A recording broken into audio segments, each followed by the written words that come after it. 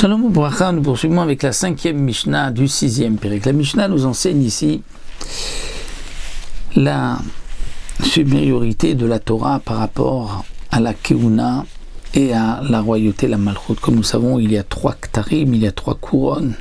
Il y a la couronne des Kohanim, la couronne de la royauté et la couronne de la Torah. Et ici, nous dit le Tanakh de la Torah, plus grande est la Torah, Yoter mina Keuna, plus encore que la Keuna ou mina Malchut et que de la royauté. Parce que la Malchut niknit bishloshim maalot. La royauté, on peut l'acquérir par 30 maalot. C'est-à-dire qu'il faut avoir 30 qualités pour devenir roi. Alors il y a plusieurs explications ici. Le Rashi nous dit que lorsqu'on regarde dans le Passouk, dans Shmuel, lorsque les Bnei Israël ont demandé un roi, on voit que Shmuel leur a dit, vous voulez un roi, sachez que le roi c'est ci, c'est ça, il y a beaucoup de dinim. Et lorsque tu vas regarder toutes les conditions pour être roi qui sont marquées dans le Passouk, toutes les lois qui sont liées au roi, ainsi que celles qui sont marquées dans la Mishnah de Sanhedrin, quand nous avons vu que le roi il ne peut pas juger, on ne peut pas le juger, il ne peut pas témoigner, etc., on arrive à 30 maalot. D'après d'autres, les 30 maalot, c'est-à-dire que ce sont les 30 choses que le roi doit avoir. Il doit avoir de l'or, de l'argent, des esclaves, des servantes, des maisons, des vergers, des jardins, etc. Donc des chevaux, une armée, mais tous, on arrive au chiffre de 30, comme explique ici les Mefarshim, mais comme c'est marqué aussi dans Masechet Kala, une braïta où on retrouve ces 30 choses pour le roi. La Keuna, c'est Besrim Be'arba. La Keuna, c'est les 24. Les 24 quoi? Les 24 cadeaux que l'on doit donner aux Kohanim. On sait que le Kohanim, il leur revient donc le Pidyon Haben, les Bikurim, la Chala, il y a des matanot, le bras, les joues, la panse, mais il y a aussi la terouma, il y a Teroumat Maaser, il y a les viandes des korbanot, les menachot, il y a le lechem apanim. On arrive à 24 cadeaux que l'on donne aux Kohanim. Alors que la Torah, niknit be'arba'im ou shmonet dvarim, il faut 48 choses pour acquérir la Torah. Et comme on remarquera, ce n'est pas marqué pour la Torah arba'im shmonet maalot, comme pour la keuna et pour la malchut, c'est marqué devarim. Ce qui nous fait une allusion que devarim, c'est-à-dire que ce sont des choses que l'homme doit acquérir, c'est un travail personnel pour acquérir la Torah, c'est des kinyanim. Il nous faut, pour acquérir la Torah, 48 choses que nous allons voir dans les deux Mishnayot, la Mishnah He et la Mishnah Vav. Tout d'abord, la Mishnah commence ici, Velouen. Voici les 48 choses pour acquérir la Torah. Betalmud. Donc d'abord, étudier. Il faut beaucoup étudier pour acquérir la Torah. Beshmiat haozen. Il faut écouter avec l'oreille, c'est-à-dire être attentif aux paroles du maître.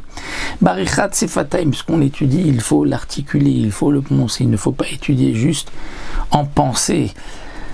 Behirour, il faut faire sortir les mots de la Torah de notre bouche. Bebinat alev, avec la compréhension du cœur.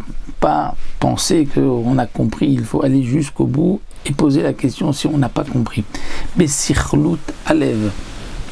Sirlut alev, c'est aussi donc une profondeur dans la compréhension au-delà de binat alev. Be'ema, avec la crainte. Be'ira, la peur.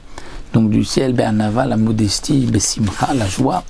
Be'shimush chachamim, il faut se retrouver autour des chachamim, être à côté d'eux et de voir l'application de notre étude dans la vie de tous les jours. Be'dikduk chaverim, avec des amis, discuter, développer, c'est ici donc le principe de l'étude Bechavruta à deux pour pouvoir donc dikduk chaverim, bien approfondir, bien aiguiser ce que l'on enseigne. Bepilpul la talmidim, d'avoir donc des élèves et de leur enseigner par le pilpoul, et même les élèves vont nous permettre de mieux comprendre. Beyishuv, c'est-à-dire il faut avoir le yishuv adat, il faut la tranquillité d'esprit. Bemikra, étudier des psukim, la Torah, connaître la Torah écrite. Bemishna, connaître la Mishnah. Bemiut shena, il faut dormir peu, c'est-à-dire qu'il faut étudier la Torah jour et nuit. Si on passe son temps à dormir, on n'arrivera pas à étudier, comme le Rambam nous dit au nom de la Gemara, la nuit n'a été créée que pour l'étude de la Torah. Donc bien sûr, il faut le temps nécessaire pour pouvoir avoir les forces d'étudier, mais pas au-delà. Bemiut sira, il faut aussi parler peu, parce que si on perd son temps dans les discussions, on ne pourra pas étudier la Torah. Bemiut ta'anoug, on peut aussi donc de plaisirs de ce monde, tanugim, c'est-à-dire que si on veut les plaisirs du corps, on aura du mal à se concentrer, à concentrer l'esprit.